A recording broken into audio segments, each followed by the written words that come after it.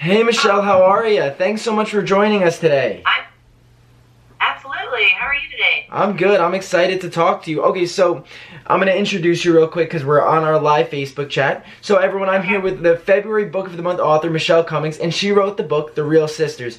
And so Michelle, before we start, I already gave your book a little bit of an intro about the 5 woman fly fisherwoman, right? Correct? Did I get that all right? That's correct. Yeah, that's correct. There are 5 women in the story. Correct. Fantastic. So tell me first, before we begin, talk about fly fishing. I'm so intrigued by it. I've heard of it before, but I wouldn't say I'm an expert on the concept. So please go into detail about fly fishing.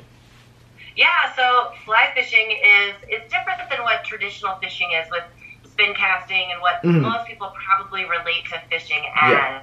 And fly fishing is done with, a rod and a reel, and it's done really pushing your line out rather than, heating your line out. Okay. Wow. So, okay, and I think I read on your website, when did you start fly fishing? So I actually didn't start fly fishing until I decided to write this book. Oh, wow. So one of my goals for this book was to try to write something that would encourage women to step outside of their day-to-day routines and try something new in the outdoors. So I thought if I'm going to ask other women to do it, then I have to do it first. So what's something in the outdoors I'd never done before? And so I ended up picking fly fishing, and that's when I actually started fly fishing, because I really wanted to write from that perspective of a beginner and how, you get all those raw emotions about, like, oh my gosh, can I do this? This is so hard. And so that's why I chose fly fishing as the topic for the book. So that's awesome. So it wasn't something that, when I first read about what your book was about, I assumed it was something that you were passionate about and you've been doing for a very long time and that you were an expert on already. So you started fly fishing to write the book about it. That's correct, yeah. So, and the inspiration for writing the book actually came one evening when I'm in a book club myself, and my girlfriends and I were, the book that we were reading that month was The Friday Night Knitting Club by Kate Jacobs. And a couple days before our book club, one of our members went onto Kate Jacobs' website and saw that there was a button on her website that said, click here if you want Kate to call into your book club. So she did, and lo and behold, she had our date and time available. Wow. And so Kate actually called into our book club, which was so inspiring for me. And so we got to ask her questions about the characters and how she came, from concept to actual publication. And I flipped to the back of the book and I was reading through her bio, and the last line of her bio said, this is her first novel. Wow. And in that moment, it really became attainable to me, because I'm a pretty good storyteller and I'm an author in my work world. Okay. And so I thought, well, maybe I could write something that maybe I could craft a story of some kind that would be kind of inspirational yet instructional, and really at the core of it, that would encourage women to step outside of their day-to-day routines and try something new in the outdoors, because I think the outdoors is the best teacher. That's phenomenal. So you saw something, you obviously wanted it, and you did it.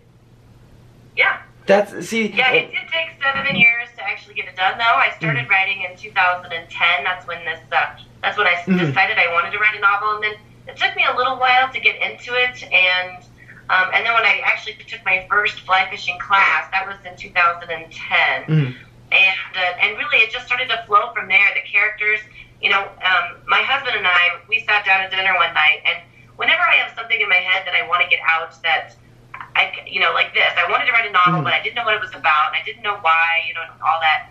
My husband and I have this thing that we do called going into inquiry with one another. Oh. And what that means is, if I have something in my head that I need to get out, he'll just ask me question after question after question. And so what we ended up doing was, one night at dinner, we went into inquiry, and he just started asking questions like, why do you want to write a novel? What do you want it to do in the world? Who's your intended audience? Wow. And so really by the end of that meal, I had selected, the genre of fly fishing by 5 characters. I had named them, and I hadn't even picked up my first fly rod yet. So, wow. And what's interesting about that is that later, after I started fly fishing, I started realizing that there were actually 5 main components to a fly rod. Boom. And each one of the 5 characters that I chose, their personalities kind of matched one of the five main components to a fly rod. It fit perfectly.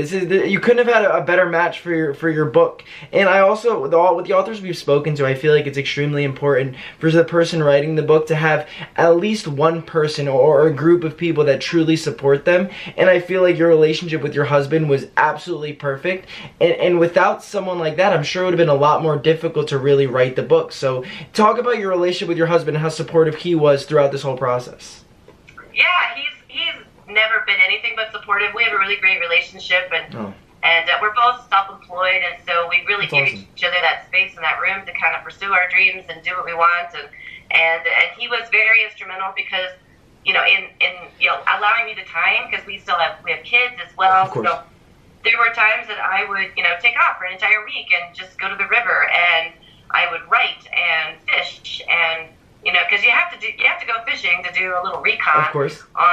When you're writing a book about women in fly fishing. So it was his support has been immeasurable. That's awesome. And so you talk about the five women in the story.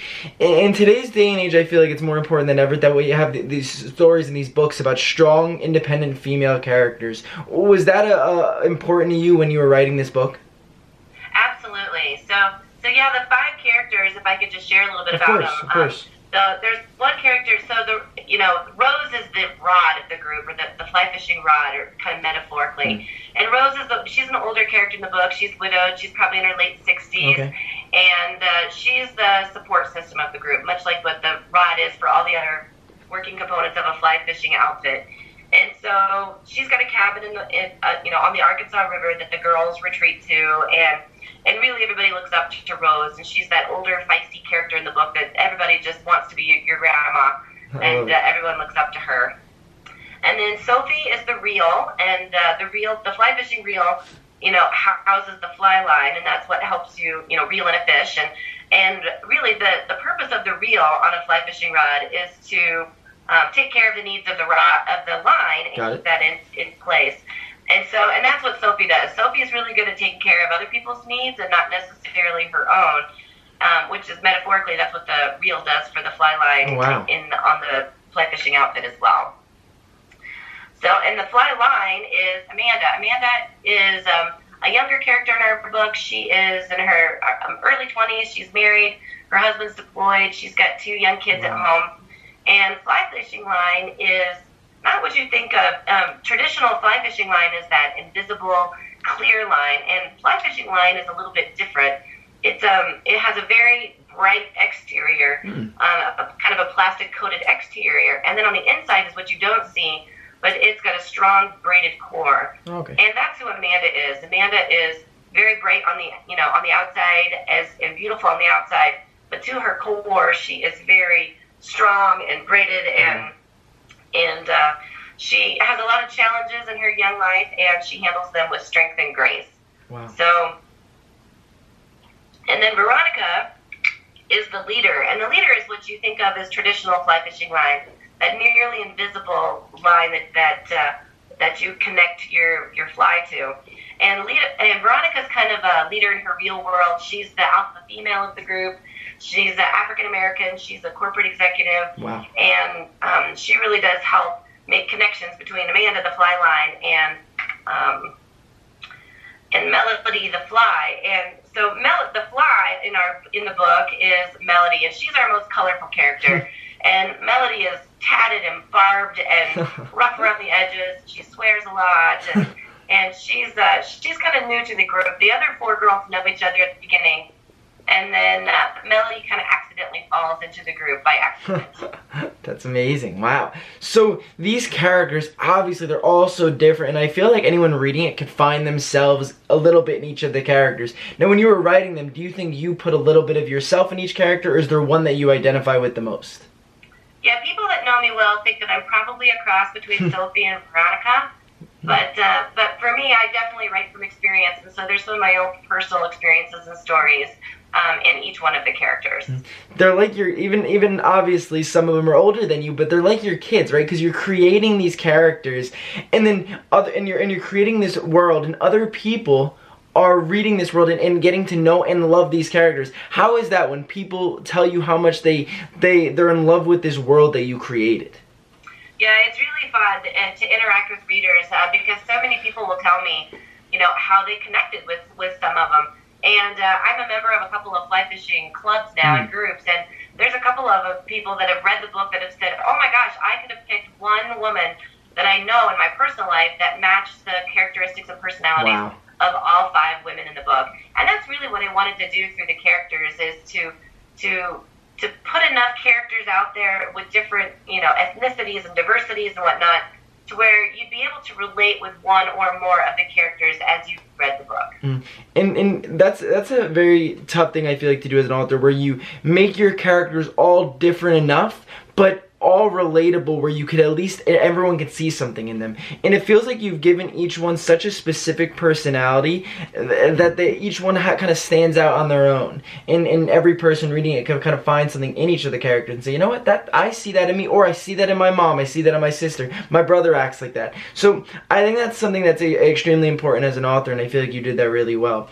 So now, the Real Sisters, obviously, do you have any plans for a sequel? I did leave a couple of breadcrumbs at the end where I could write a sequel, and I would love to go on another journey with the girls and continue the story. So I actually, this April, I've got a little writers retreat weekend planned. Nice. With a couple of my good trusted girlfriends that we're going to go and we're going to do a little brainstorming and talk about where maybe we want the girls to go next, and maybe start planting the seeds for the next for the sequel for the book. That's so cool, because like if you get to choose where they go next. So I don't know, there's something about being an author and kind of being the puppet master in this world where you get to really send where you want to send the girls off next, they go. So that must be, of course, fun, but I'm sure there's some pressure that goes along with it to make sure that you send them in the right direction.